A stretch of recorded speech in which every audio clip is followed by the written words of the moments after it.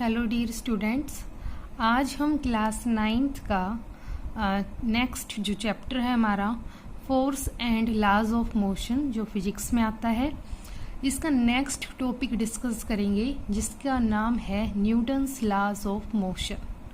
Okay, तो previous video में हमने फोर्स के बारे में डिस्कस किया था कि फोर्स क्या होता है, इसके इफेक्ट्स ऑफ फोर्स क्या होते हैं और इसके टाइप्स ऑफ फोर्स क्या होते हैं। तो आज हम उसका नेक्स्ट टॉपिक डिस्कस करेंगे।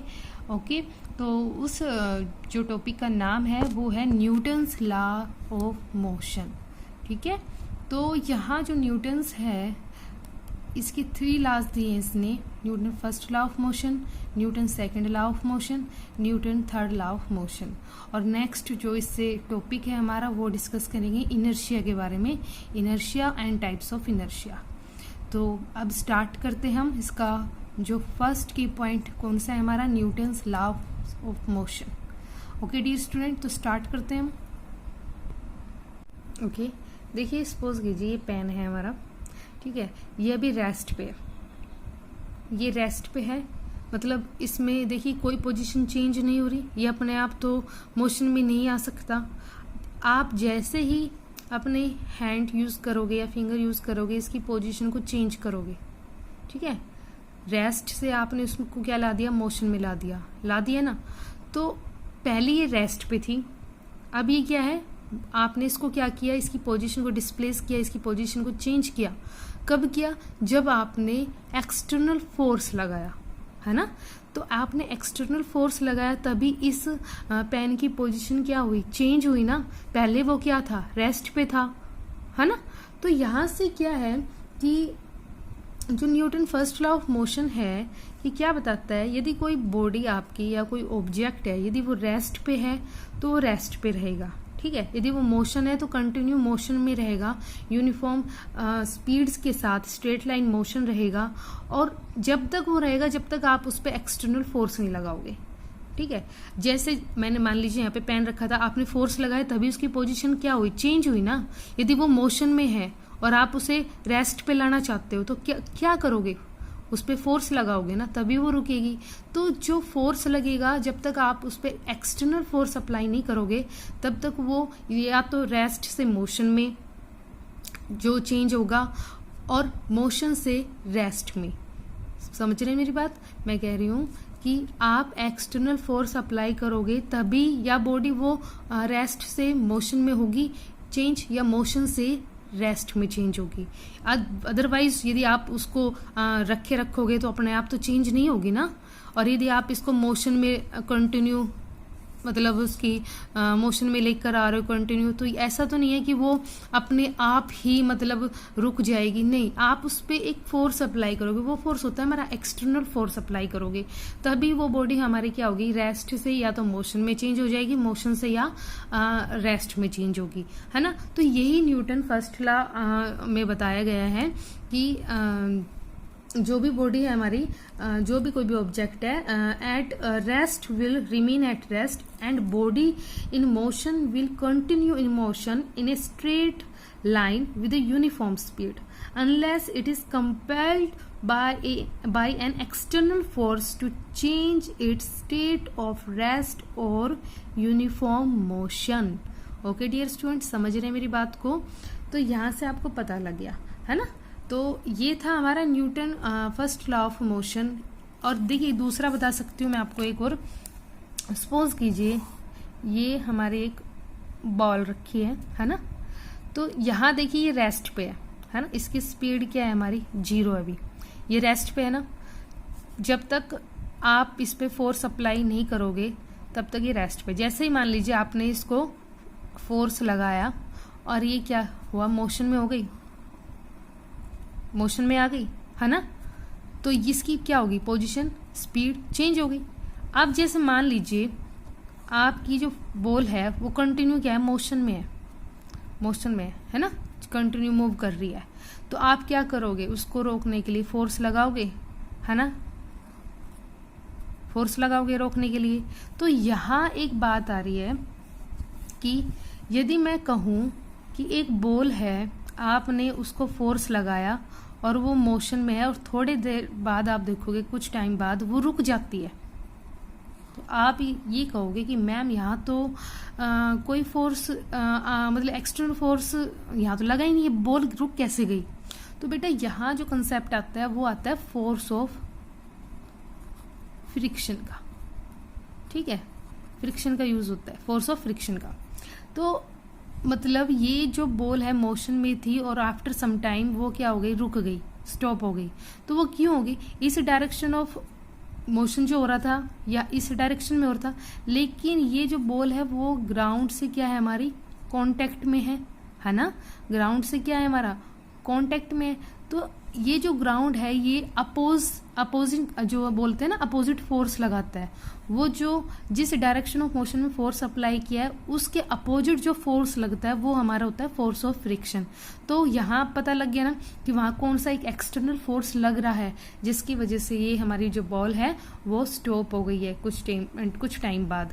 तो यहाँ जो फोर्स लग रहा था एक्सटर्नल, कौन सा फोर्स लग रहा है, फोर्स ऑफ फ्रिक्शन। समझ में आ गया कि Newton first law of motion क्या कहता है कि यदि कोई बॉडी आपकी रेस्ट पे तो रेस्ट पे ही रहेगी, जब तक मोशन में नहीं आएगी तब तक आप फोर्स अप्लाई नहीं करोगे, एक्सटर्नल फोर्स अप्लाई करोगे तभी वो बॉडी हमारी रेस्ट से मोशन में या मोशन से रेस्ट में आएगी। ओके डियर स्टूडेंट, तो यहाँ से Newton first law of motion हमने डिस्कस कर लिया है। तो इसकी डेफिनेशन पर आते हैं हम। अब देखिए, every body continues in its state of rest or uniform motion in a straight line unless acted upon by an external force।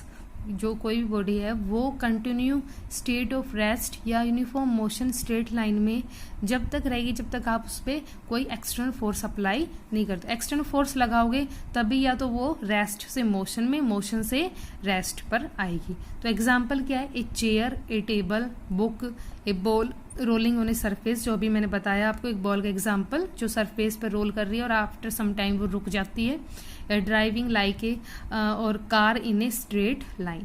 तो ये जो है हमारा Newton first law of motion की डेफिनेशन है कि Newton first law of motion क्या होता है। ओके, अब हम आते हैं इनर्शिया के ऊपर कि इनर्शिया क्या होता है हमारा। देखिए इनर्शिया जो है हमारा क्या होता है, टू रेजिस्ट एनी चेंज। मतलब यदि आप कोई चेंज करना चाहते हो तो वो क्या करेगी, उसका अपोज करेगी। मीन्स जैसे मान लीजिए कोई ऑब्जेक्ट है, यदि वो रेस्ट पे है तो वो रेस्ट पर ही रहना चाहेगी। यदि आप उसको मोशन में लाने की कोशिश करेंगे तो उसका जो चेंज करने की कोशिश करेंगे तो उस चेंज का वो विरोध करेगी, मीन्स उसको रेजिस्ट करेगी। हाँ, अगर वो मोशन में है, ठीक है, यदि वो मोशन में ही रहना चाहता है, यदि आप उसको रेस्ट में लाना चाहते हो तो वो उसको क्या करेगी, रेजिस्ट करेगी, मतलब उसका विरोध करेगी, उसका अपोज करेगी। समझ रहे हैं ना मेरी बात। जैसे कि मैंने कहा कि यदि कोई ऑब्जेक्ट है, यदि वो रेस्ट पे है तो वो रेस्ट पर ही रहना चाहती है, ठीक है। उसको यदि मोशन में आप लाओगे ना तो वो उसका वो अपोज करेगी, मतलब विरोध करेगी कि हाँ, और यदि वो मोशन में आप उसको रेस्ट पे लेके आना चाहते हो तो वो उसका अपोज करेगी, तो मतलब रेजिस्ट करेगी। ओके, तो ये हमारा एक इनर्शिया होता है कि इनर्शिया समझ में आ गया क्या है हमारा। तो देखो जैसे कि और पॉइंट्स बताती हूँ मैं आपको। जो इनर्शिया है हमारा, inertia is that property of body due to which it resists a change in its state of rest or of uniform motion। ठीक है, तो ये डेफिनेशन है हमारी। इसकी डेफिनेशन दिखाती हूँ मैं आपको क्या होती है कि inertia is that property of a body due to which it resist a change in its state of rest और यूनिफॉर्म मोशन।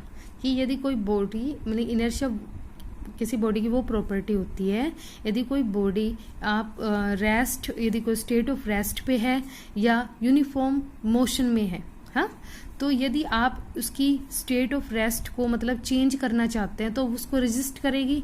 यदि आप उसकी यूनिफॉर्म मोशन को चेंज करना चाहते हैं तो उसको क्या करेगी, मतलब रेजिस्ट करेगी। मतलब रेस्ट से यदि आप उसको मोशन में लाओगे तो वो उसका अपोज करेगी, है ना। तो ये होता है हमारा इनर्शिया।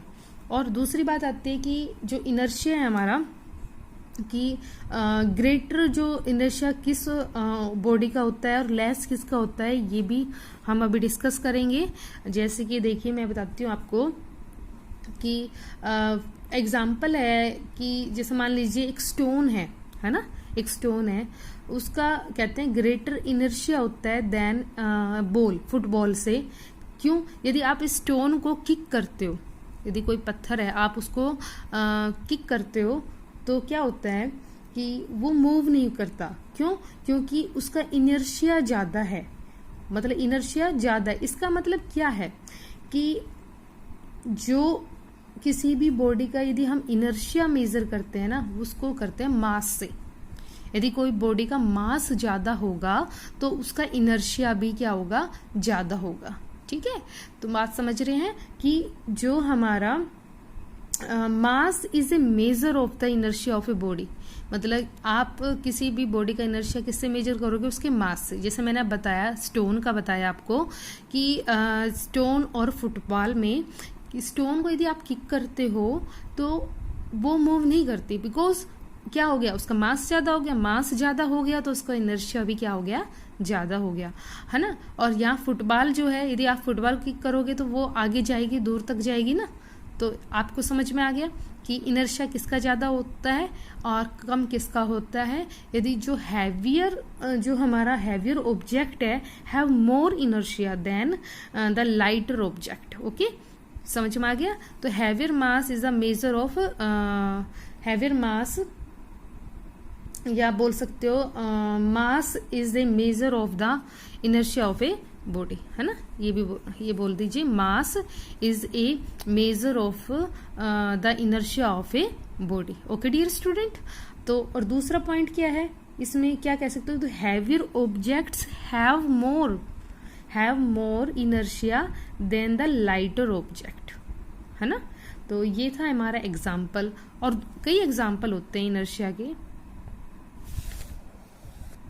जैसे आप क्रिकेट बॉल का ले सकते हो, और रबड़ बॉल जो बॉल होती है उसका ले सकते हो। साइज तो सेम होता है ना उनका, लेकिन जो क्रिकेट बॉल होती है उसका मास ज्यादा होता है एज कंपैरिजन टू रबड़ बॉल।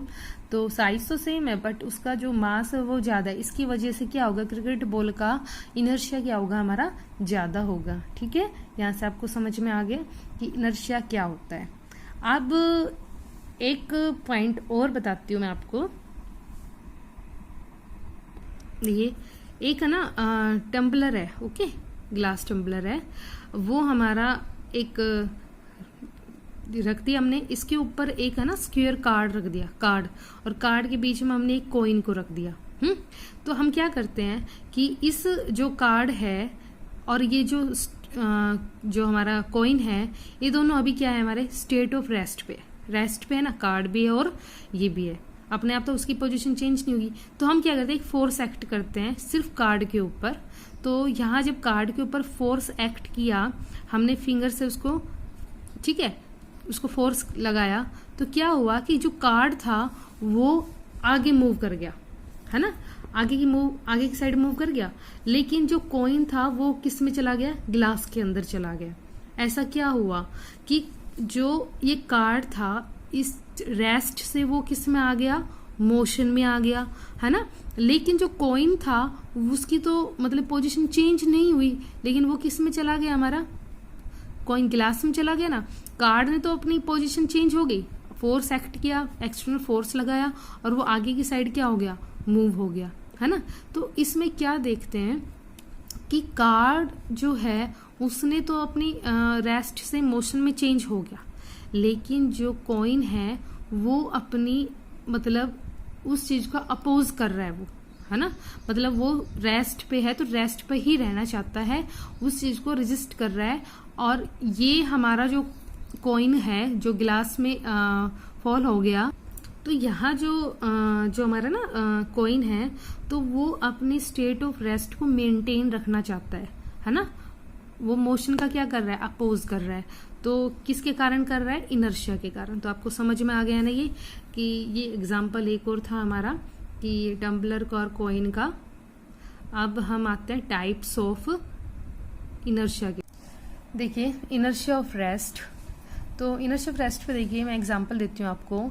आपने एवरीडे ऑब्जर्व किया होगा कि जैसे कि कोई भी कार या बस स्टार्ट होती है तो आप एकदम से पीछे की तरफ धकेले जाते हो, धक्का लगता है एकदम से पीछे की साइड ना, बैकवर्ड उसमें चले जाते हो। तो क्या होता है कि जो आपकी बॉडी का अपर पार्ट होता है वो रेस्ट पे होता है, लेकिन जो लोअर पार्ट होते हैं, जो आपके पैर होते हैं, वो आपकी कार या बस के सरफेस से कांटेक्ट में होते हैं, तो वो हमारे क्या होता है, मोशन में होते हैं। लेकिन जो अपर पार्ट होता है ना, वो क्या होता है, रेस्ट पे होता है। तो इसकी वजह से आप क्या होते हैं, एकदम से पीछे की तरफ चले जाते हो। तो ये किसके कारण होता है, किसके कारण होता है, ये होता है हमारे इनर्शिया के कारण, ठीक है। क्योंकि जो भी आप मान लीजिए कोई भी पैसेंजर है, कोई भी पर्सन है वहाँ बैठा हुआ है, तो वो एकदम से क्या जाएगा, पीछे की तरफ चला जाएगा। जब कोई कार स्टार्ट होती है, मूव होना स्टार्ट होती है, तो एकदम से पीछे। क्यों? क्योंकि आपका जो अपर पार्ट है वो क्या है, हमारा रेस्ट पे है, और जो लोअर पार्ट है वो क्या होता है, हमारा मोशन में रहता है। तो इसकी वजह से आप क्या रहते हो, पीछे की तरफ चले जाते हो, एकदम से बैकवर्ड शिफ्ट हो जाते हो। तो देखिए, जैसे मैंने यहाँ दिया एक पर एग्जाम, पहले देखिए definition, inability of an object to change its state of rest by itself. Okay, तो एग्जाम्पल देखिए, person sitting in a bus shifts backward. कोई पर्सन बैठा है बस में, वो एकदम से बैकवर्ड हो जाता है। कब? जब कार हमारी एकदम से सडनली अचानक मूव होना स्टार्ट होती है। तो इसका रीज़न मैंने बताया कि अपर जो पार्ट है आपका रेस्ट पे होता है, और जो लोअर पार्ट होता है आपका वो क्या होता है, मोशन में होता है। क्यों? वो उससे जो बस या कार है उसके सरफेस से क्या होता है, कांटेक्ट में रहते हैं आप। सेकेंड होता है इनर्शिया ऑफ मोशन। क्या होता है? The inability of an object to change its state of motion. जैसे कि आप कोई कार या बस है, ठीक है, आप बैठे हो उसमें, और जो वो मोशन में है, ठीक है, तो एकदम से यदि ब्रेक लगाते हैं हम उस पर, यदि कार या जो बस है वो एकदम से ब्रेक लगाता है, तो जो पैसेंजर बैठा है वो एकदम से फॉरवर्ड डायरेक्शन में जाता है, ठीक है, फॉरवर्ड डायरेक्शन में। क्यों? ऐसा क्यों है? जो आपका अपर पार्ट होता है ना, वो तो क्या होता है, हमारा मोशन में होता है, और जो आपकी बॉडी का लोअर पार्ट होता है वो कैसा होता है, रेस्ट पे होता है। तो इसकी वजह से आप क्या होते हैं, एकदम से आगे की तरफ चले जाते हो। समझ में आया ना? तो when suddenly brake the applied passenger sitting in a bus move in forward direction, ठीक है। तो ये था इनर्शिया की वजह से होता है, ये जो मोशन हो रहा है, ये इनर्शिया ऑफ मोशन जो मैं बता रही हूँ आपको, कि जैसे कि आप बस में बैठे हो, एकदम से आगे की तरफ चले जाते हो, एकदम से पीछे की तरफ चले जाते हो, तो ये किस कारण होता है? तो ड्यू टू इनर्शिया के कारण होता है। अब पढ़ते हैं हम इनर्शिया ऑफ डायरेक्शन क्या होती है। Inertia of an object to change its direction by itself. तो जैसे मान लीजिए आप बस में बैठे हो या कार में बैठे हो, सडनली आपको ना यू टर्न लेना हो, मतलब एकदम से घुमा के बस निकले या कार निकले, तो आप क्या देखते हो कि आप ना बाहर की तरफ मूव करते हो, आउटवर्ड डायरेक्शन की तरफ क्या करते हो, मूव करते हो। तो वो भी किसके कारण होता है? इनर्शिया के कारण होता है। तो ये है inertia of direction, the inability of an object to change its direction. तो हमने यहाँ तीनों जो टाइप्स ऑफ इनर्शिया है इसके बारे में डिस्कस कर लिया है कि इनर्शिया ऑफ रेस्ट क्या होता है, इनर्शिया ऑफ मोशन क्या होता है, इनर्शिया ऑफ डायरेक्शन क्या होता है। ओके, तो ये था हमारा टाइप्स ऑफ इनर्शिया। और कुछ पॉइंट्स से देखिए जो मैंने लिख दिया। Inertia of a body depend on its mass, कि वो मास पे डिपेंड करती है। और मतलब एक पॉइंट और था, जो हैवियर ऑब्जेक्ट होता है उसका इनर्शिया ज़्यादा होता है देन लाइटर। और जो न्यूटन्स लॉ ऑफ मोशन को हम क्या कह सकते हैं, समटाइम्स क्या कहते हैं उसको, गैलीलियो लॉ ऑफ मोशन, ठीक है। न्यूटन्स लॉ ऑफ मोशन को हम क्या कहते हैं, गैलीलियो लॉ ऑफ मोशन। तो ये था हमारा Newton first law of motion, उस inertia, type of inertia. Okay, तो हमने ये डिस्कस कर लिया है। और जो नेक्स्ट लेक्चर वीडियो होगी हमारी, वो होगी मोमेंटम के ऊपर। ओके, और उस पर न्यूमेरिकल और हम फिर Newton second law of motion भी डिस्कस करेंगे। Okay dear students.